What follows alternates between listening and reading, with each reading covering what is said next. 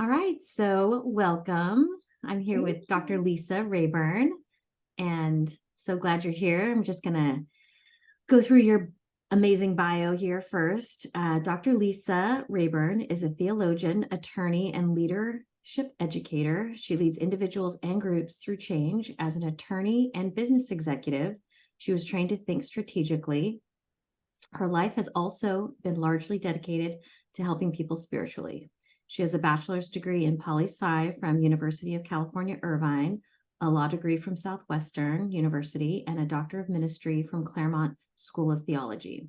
And that is specifically in spiritual renewal, contemplative practice, and strategic leadership. Her research includes studies in consciousness, neuroplasticity, neurotheology, and how we might truly embody principles such as love, compassion, kindness, altruism, harmony, and benevolence, and what that might mean for our world. Her work includes speaking, teaching, working one-on-one with leaders, executives, philanthropists, and people wanting to improve their lives and the world. Her work also includes gathering leaders to dialogue about how to ensure the world has what it needs, including a regenerative food supply, clean water, and thriving environment systems. Wow. So I loved the coming together of all those things, right? It's like you've got the business side, you've got the legal side, which is helping you kind of be mindful in that. And now you've got the spiritual side. Like you feel like the most balanced human, at least on paper, that I have met in a while. On paper. It's easy on paper. Living it is a whole other thing. Of course. And we were connected through somebody we know mutually. And, I was talking to this mutual friend who's a colleague, just saying, my whole practice is focused pretty much around sex and sexuality. This element of religion, I don't have that piece so much. And it comes in through the room a lot in different contexts. And she said, I have just the person. It's Lisa. Yes. So thank you for being here. Sure. Okay, so tell me a little bit about your background and sort of the blend of those three elements, and how did those manifest for you into this iteration of you? Yes, none of it was planned, first of all. It just kind of evolved and happened. And I would say since I was a little girl, I always had this just this experience with something greater than myself. I remember being really little and but probably 4 or 5 years old, and talking to my mom about, like, where did I come from? Like, what is this life? And where am I going after this? And so I was just always kind of a seeker, but then I had some really profound spiritual experiences in my life. One when I was 15 years old that really altered me. And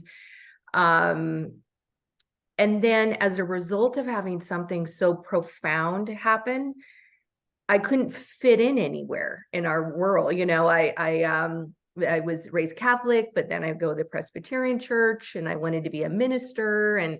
But I would hear people say things about God or about religion, and I thought that just isn't what I experienced. And so which I think is really common when people have spiritual experiences. And so I went just kind of the traditional route and went into law. I always really wanted to help people and really believe, we're here for a reason.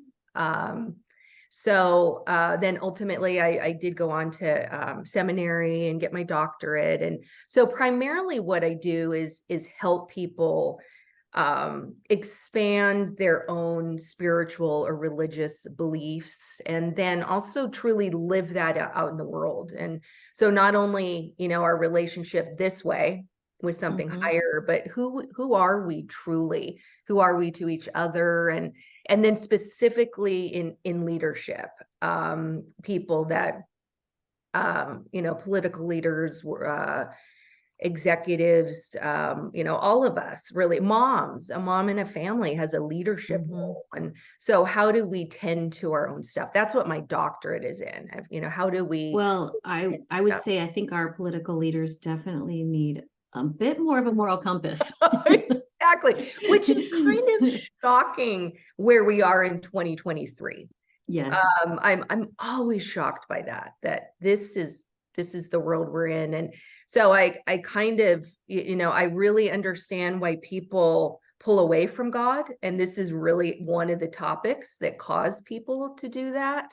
Yeah.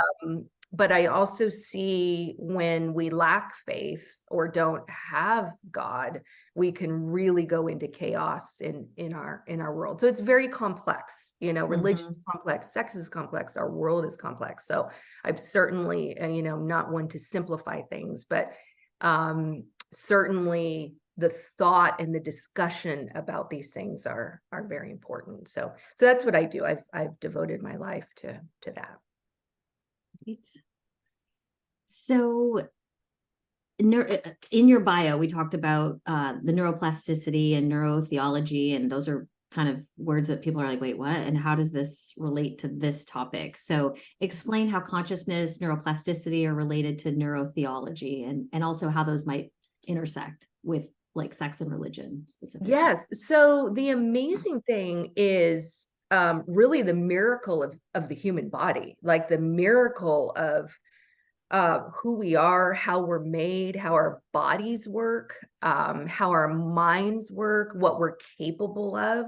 It's, incredibly miraculous, and such an attention to detail of even physically how we are, let alone spiritually. And so neuroplasticity is the really the scientific understanding of how our brains evolve, and the effect of meditative practices, of actions that we take that affect our brains, affect our physical bodies, and our capacity to change. And that doesn't stop with age, which I think is really important too. Our minds can evolve, and who we are is really affected by our thinking. And so neuroplasticity, I'm really simplifying it because I know we have a short amount of time, but the neuroplasticity is really shows what our potential is to expand. And then the neurotheology is really the study of the brain after spiritual experience, and what that is, and that it's something very, very real. This was something that I found, and one of the reasons I even went into that area is because it explained what happened to me when I was 15, that it wasn't something that was made up. It was, you can actually study the brain, and when people have these experiences, there's a complete alteration in who they are. And I mean, so, I know they've studied like yogis over time, looking at neuroplasticity, and to see people who are on a regular basis returning to that meditative space that you just referenced, and how the gray matter shifts, and how there's scientific evidence that shows a shift.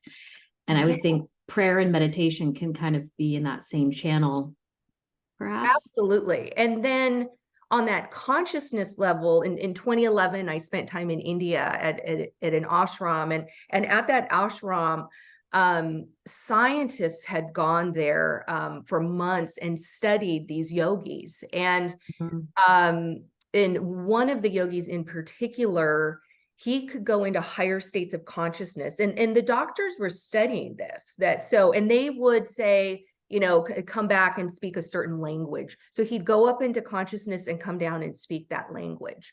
So there was something higher he was tapping into and bringing down knowledge. And again, that's a simplified way of saying it, but it just also shows who we are, and that there's something so profound that we can connect to. And some people do call that consciousness, and it is.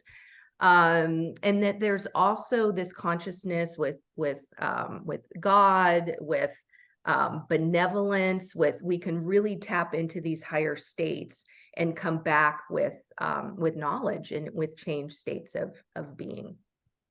So that's been a lot of my studies. But then I would also say over the years, I've also changed, because I think sometimes we can make things really complicated And then it really takes away the real beauty of probably what's the most important thing, which is love and connection and who we are to each other. And then that love part, that brings in, the topic of sex and sexuality. And, and I think one of the reasons, it always kind of breaks my heart when people pull away from God because they feel so judged, or they think they're going to be judged. People will say, this is what religion says, or this is, and it's really, most of the time it's what people say. And so because sacred texts, the Bible, and they take, I always say, go straight to the source, and then also have that direct relationship with God. It's tricky though, because I feel like, and this is most of who I see are couples or individuals that are having challenges with sex, and that might be dysfunction, dissatisfaction, but a lot of times it's just the psychology part, and they feel like what you're describing, they feel a conflict, and it's coming through that door of like doctrine that they've been told through their leader, their religious leader, and they can't challenge that. They can't, they feel wrong challenging that, and they don't know how to reconcile that. And so it's really interrupting what they want to do, and they feel guilty even wanting to do something that feels at odds. So it's a conundrum.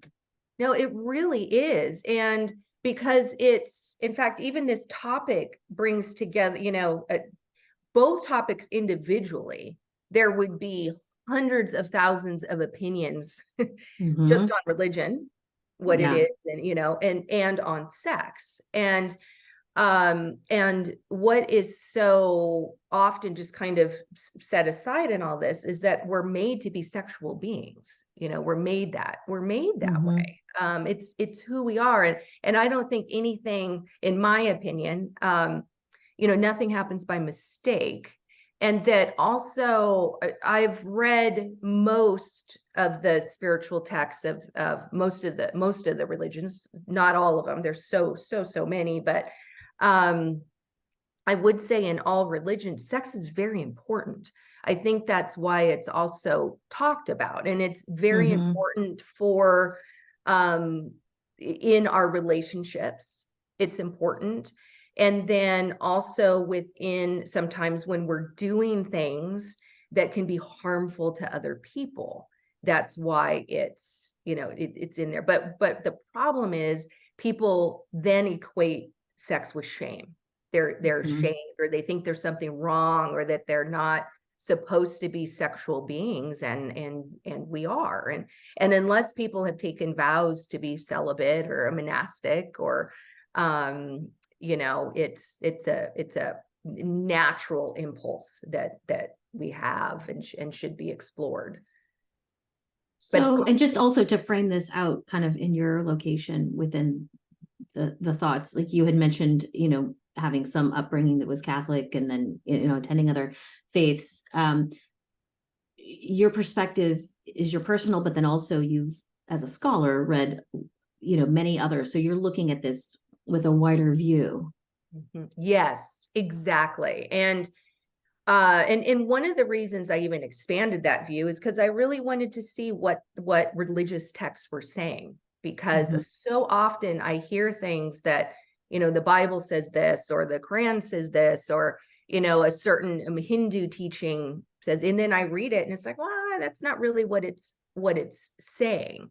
But then what happens in various religions, people take those texts and then they write their own interpretation of that.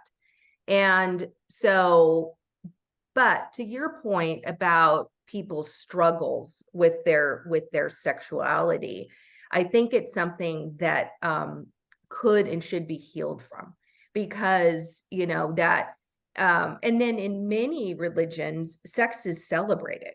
In fact, almost all of them, sex is celebrated. There's different well, there's usually there's a big interest in sex for the purpose of procreation, which is pretty much the goal of every religion, right? Yes, absolutely. Procreation is encouraged. Procreation is encouraged. And then, but even in Christianity, actually, even with what Jesus said in the New Testament is that, you know, a man is joined with his his wife and they become one, you know, that, so there's certainly a bonding that, you know, procreation is but then there's nothing that says, you know, that we're not supposed to experience pleasure in that. And one of the reasons we even do have pleasure in that is to have that drive to be together and to connect. And then let alone in some of the religions, in Hinduism, you know, we have the Bhagavad Gita and the Kama Sutra, and but in all religions, it's important. It's so that being said, you know, in our relationships and in our lives, it's certainly something to appreciate, I think, you know. But there's certainly in various religions shame is the boogeyman, really, that comes in through lots of different ways, but it's really, you know, this is the bummer, unfortunately, that I see consistently with different sexual issues is the shame. It's the shame about, sometimes it's shame about body, sometimes it's shame about desire. You know, certainly some folks who have gone with a faith where they weren't supposed to have premarital sex, I see them then post-marriage and they are struggling to reconnect. They're struggling to have a you know, a normal sex life because they've been suppressing it for 20 years or 25 years. Usually they're early 20s because they're pretty hungry to get married. So they can start having sex, and then their sex life isn't actually that great because they haven't cultivated or fostered or encouraged that. And it's hard. You can't just flip a switch and suddenly feel connected and allowing and embracing of this. Absolutely. And because I think that word shame too, it's shame's very different than guilt, you know, because shame, it's that, you know, I'm ashamed of who I am. I'm ashamed of these desires. I'm ashamed that I did that sexually, or you know, and it's that shame that we have to heal from. Guilt is something very different. You know, we might you know, we might sleep with someone that, yeah, we shouldn't have, you know, or that way. Guilt, you know, it's, to me, guilt is different from shame. Guilt is, if I'm feeling guilty about something, it's usually because I'm doing something that I probably shouldn't be doing. And either I need to stop doing it. Out of your own, like, moral code, kind of. Precisely. But the shame that comes around sex, I think that's where there has to be real healing, because, you know, in my experiences in religion and my kind of personal experience with God, God doesn't want us to feel ashamed or that we're, you know, broken, that, you know, there's an understanding that we're human and we do things that could cause us to kind of get out of line, but never to feel that a sense of shame. And so I think for everybody, it's going in and doing that healing, like what you do with people. And then it's back, you know, going back in time. And that allowance of, because it is tricky. If you've been doing something, you've got a lot of mind memory and muscle memory and all of that of like, this is how I feel about this topic. And then to suddenly have it change it doesn't work. And so it takes some, you know, reconciliation with that and some integration, really. Absolutely.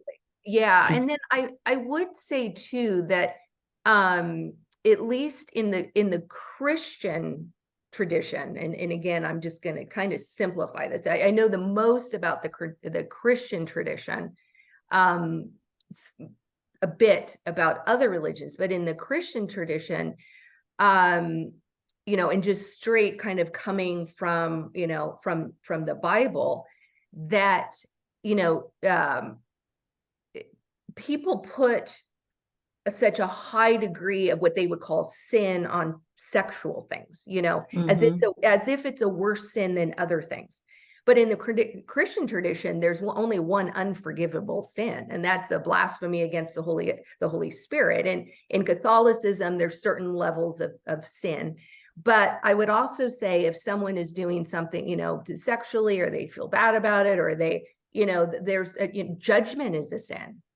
Anger is a sin. There's a whole list of things that we are also forgiven by. Mm-hmm. And then when you look at Christian texts and even other texts, but who God has used, everybody has been fallible. Everybody has done things that they shouldn't. But I think as human beings, we put such a sense of specific shame on things that surround sex. And at least in the Christian tradition, Jesus said, if any of you who are without sin, cast the first stone. And it was against the woman who had committed adultery, So I think, it's really important for all of us. This is what I try to do, because I really, my work has always been in not just what these words say, but how am I going to live this and help other people to live this, is that how do we actually translate these into living? Precisely. So let's jump in. Masturbation is a big topic that comes in that intersects this, because there's definitely some confusion or mixed messages or shame that arises from that desire for masturbation. So can you speak to that? Yes. So the Bible never mentions masturbation. So the Bible talks about fornication. So, and in fornication, and even fornication in scriptural text is about sex before marriage or sex outside of marriage. So there is nothing about masturbation. And then I know in even certain traditions that masturbation is not encouraged, but it's not discouraged. And especially when it doesn't become about exploiting other people. And so certain religions have taken a text, sacred text, that doesn't say anything about the masturbation, but then they've made it about masturbation, which is then, to me, again, a topic of that was just a human being saying not to do that. And so there's like an idea of spilling the seed or wasting the seed or something like that. Yes, which is precisely, and which is in scripture, but not in that context around masturbation. But in Catholicism, that it is considered, something that we shouldn't do, or people shouldn't do, but again, it's with a whole list of all kinds of other things too. And so that's where I think too, when we are exploring our sexuality, and even let's just say that, and what is encouraged is sex in a marital context, that we do join together with our spouse and have sex, and that really, if you look at it, to really, really give to that partner, knowing one's own body, knowing what is pleasure, what it is to receive pleasure, and what it is to give pleasure. Right. And that's going to be informed by self-touch and understanding what you like and how to communicate that and have a vibrant connection with other. Yeah, absolutely. So that's that's really how I look at it too, that in a lot of ways it's a great gift to be free sexually, and to now in a religious context, because we're talking about religion and sex, so let's just say we bring it into the marriage, that it's a beautiful gift to be free sexually when we're making love to the partners that we're with. It's beautiful. And so that's too. And then there's some people I've heard in a Judaic context too, saying that now I don't know if that comes from Judaism, and it's not in the Hebrew Bible, but that, kind of encouraging it, because then too, it releases the tension of, say, someone's going to commit adultery, or someone is going, you're going to act outside, you're going to be unfaithful. That sometimes. So having regular sex, like, the idea of having a more regular sex life is going or to. masturbation. Oh, Yeah. okay. Yeah. Mm-hmm. So because masturbation it's that release, and so. I don't know if that actually totally holds up in my my clinical mind. Right. Because I think adultery is I about something different than release. Yes. It's not actually necessarily about that. It's probably more about something else. But they were talking about in the context of not acting out sexually in other context, outside of the marriage and things like that. But so in my the Bible, at least, there's no discussion of masturbation. So then, let's pivot to, because we mentioned marriage a few times, to relationships that don't exist in a marriage. So specifically, I'm thinking about, I've got some clients who are polyamorous or exploring, non-monogamy, consensual non-monogamy, and also trying to grapple with a religious connection to God and wanting that to remain intact. But how do they, because not everybody gets married, not everybody wants to. And even some people that get married still want to have connection and sexual relations with others with consent. We're not talking about infidelity. We're talking about consenting to this adult relationship. Yes.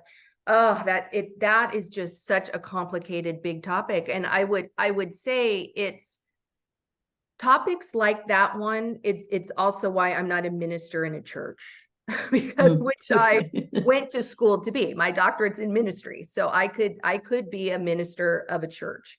And it's one of the reasons I don't, because there are just certain topics like that it's just so hard to know. There's something that's like what scripture says, but then there's also how we all live.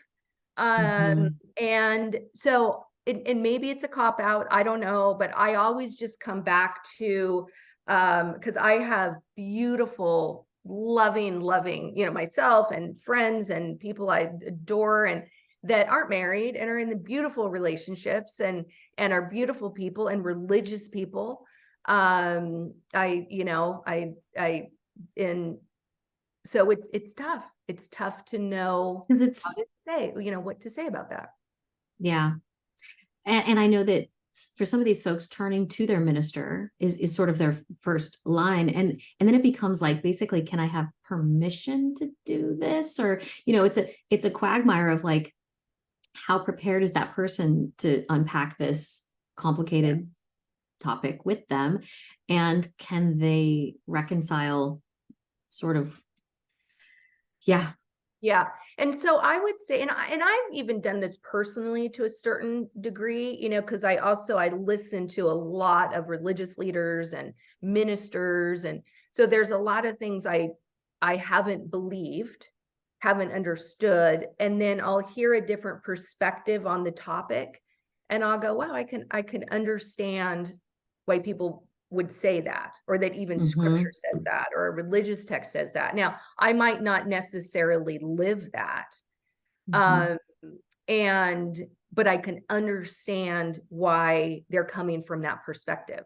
But what I would say for anybody, that the most important thing is the relationship with God, that it's that relationship. And so whatever anybody needs to do to go somewhere, or if they want to go to church, if that's what they want to do, I would say to find a place they can go to expand their relationship with God. And to feel faith of any kind, really. It doesn't have to be a church. Precisely. Exactly. It's like whatever expands their faith, and then let God work through them. But any of us, I don't even care what the topic is, we could sit down with various people or ministers, and we're going to get all kinds of opinion on it. But what happens is people feel judged. And I think that's when it comes back to, okay, so you're going to feel judged in this relationship, but that judgment is the same judgment that would be given that should be given to someone that is being judgmental or hateful or envious or all these other things that all of us live. And so even going, yeah, okay, I sin. We all sin. But it's, let me continue though to be who I am and have a relationship with God in my place in this world. I wouldn't let anybody close the door on anyone wanting to be in church or have faith or anything like that. I think I think that's what is the most heartbreaking. So if each one of us, for the people who might feel just ridiculously judged, to go to where they don't feel judged and expand that healing, expand that relationship, and then make decisions for themselves. And with God. I mean, that certainly also comes up with same-sex couples. Yes. Again, the faith-based folks that feel like, and I've had actually heterosexual couples that have left their place of worship because they don't like the message that they're giving, and the not being inclusive of other folks who are same-sex, relationships. And that is starting to hit a tipping point, I think, as the younger generation has more just more inclusive, more exposure, and so therefore more inclusive mentality around that. And so places of worship, I think are seeing probably some fluctuation with membership in the younger set because absolutely of in that attitude. In the younger, and in the older. So there's a lot of schisms in religious institutions about these topics, and including women in ministry too. So there's a lot of even the older generations or older churches saying, no, we're going to embrace, we're going to let women preach, we're going to let we're going to marry same-sex couples. We're going to. So what I would say to anybody that's experiencing that, go to a church where they're accepted, because there's many of them. And so there are these splits for people who, believe a certain way. There's churches for people like that. If there's so even these big splits in the churches happen in the Methodist Church and Anglican churches. And so I would tell people, go to the church where they feel accepted and welcome. There was a church up in the San Ynez Valley where I grew up, and I was there a couple of years ago, and there's an Anglican church that says all are welcome here. People of faith, people of no faith, there was like a whole list. I thought, how beautiful, all are welcome here. And so people should go to where they feel welcomed. And then at the same time, people that have very specific religious beliefs should be in the churches that hold those same beliefs for them. I also like hearing sometimes maybe some contrary views, just to sort of like critical thinking. Yeah, for sure. So, which is really why because I was hearing some things, and I was like, I don't understand where this is coming from. So I started to listen in online to a very evangelical, very, very right evangelical church. And going through the Bible study with this pastor, and because I wanted to learn where this was coming from. I didn't understand, because to me Jesus is love. So it's like, wow, love is love, and I wanted to learn more. So I started listening, and then I was like, wow, I can understand where that perspective is coming. Right, understanding sort of what's being repeated and how it's being interpreted, and it gives you some perspective. Precisely. And so I think with topics like these, there's going to be so many variations of belief, but that for all of us, whoever we are, whoever we love, however we're living, that there needs to be healing, first of all, healing of who we are, healing that shame, and then affirming, right? Affirming of who we are. Yes. And then finding our place in faith. I would say, don't toss aside faith and God as a result of all of that, or any of that, because even every single religion I have ever studied has these ridiculously flawed people that God has used to do great things. And I mean, like, even like David, like, wow, it's like just ridiculously flawed. And God used all of these beautiful people. So, okay, question. Are there specific practices or rituals or teachings from maybe different traditions that are intriguing to you, that are specifically around sexuality? Yes. Like, so I would say, especially to your questions earlier about people who are in marriages and struggling with sexuality, even within their marriage or without, people who are struggling. I would say reading the Bhagavad Gita and the Kama Sutra. The Kama Sutra in particular really shows how to bring the body alive sexually, and then the spiritual purposes for that. I think, knowing that the things we can do, the positions we can have, the learning of how beautiful sex is and how we use our bodies to experience that is really, really healing, because also it will give individuals the experience of the divine within that. And it's very, the Kama Sutra is very specific on these positions and things to try and what to do. And I would say to have a sense of fun with it, that, because having beliefs or having opinions is one thing. Having experiences are something entirely other. And that, in addition to healing sexual trauma, wherever that came from, to also add the beautiful sexual practices into it to be able to experience, the beauty of who we are sexually. So I think there's beautiful things to read and to experience. I'm so much of a doer,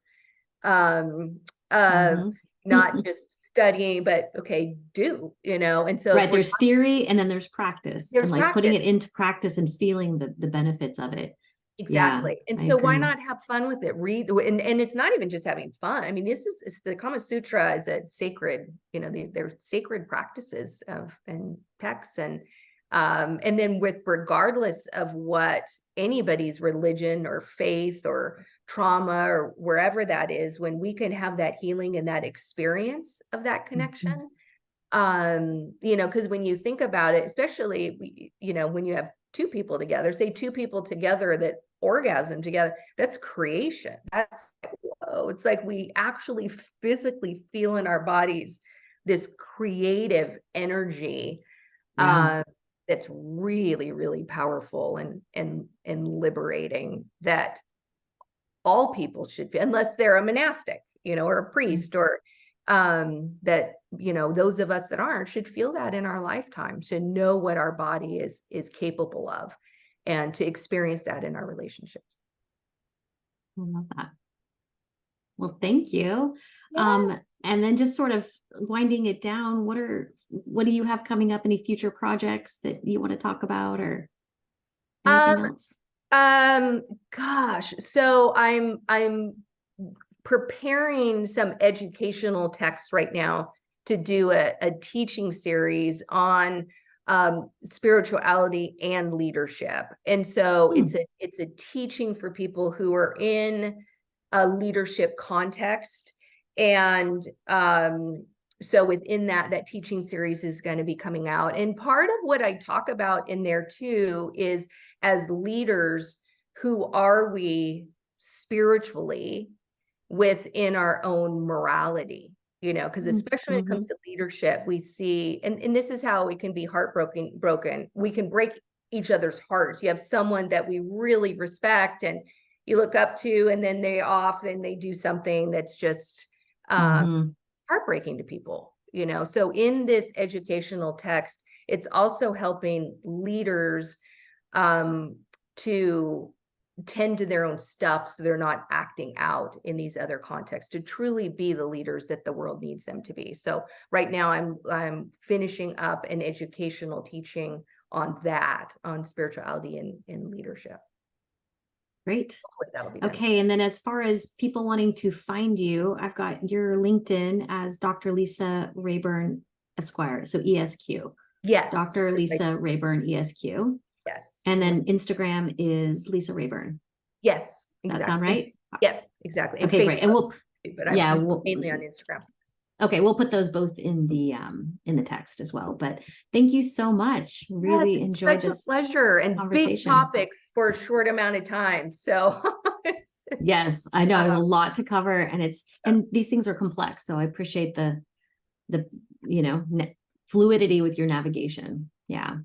Well, it's a pleasure. Thank you for asking me.